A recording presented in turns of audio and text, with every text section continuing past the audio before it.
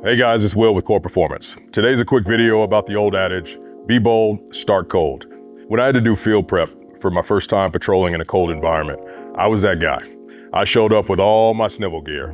I had my beanie on, my polypro, my fleece, all underneath my kit. Fundamentally, I knew how to keep my body warm. I know you need a base layer to wick away sweat and moisture. I know you need a mid layer to provide insulation to your body, and then an outer layer that ultimately protects from the elements.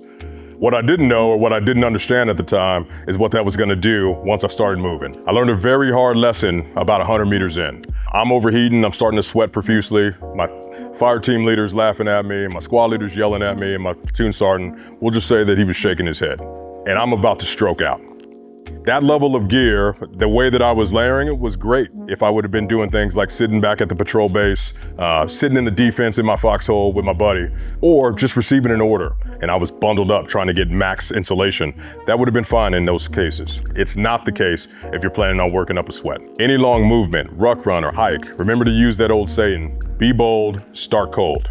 Minimize the use of layers up front. Use just a base layer that pulls that sweat away from your skin. Your body's gonna heat up as you start to move and burn calories. Use technologies and strategies that improve thermal regulation. Your plate carrier flak will already provide a level of insulation, but you can enhance thermal regulation with tech like ice vents, ventilated padding which provides airflow and aids in the evaporation of moisture and sweat, allowing you to stay drier. Nobody says you can't pack your snivel gear. You'll need that stuff at the end to prevent shivering and freezing. You'll want it dry so that you can get warm.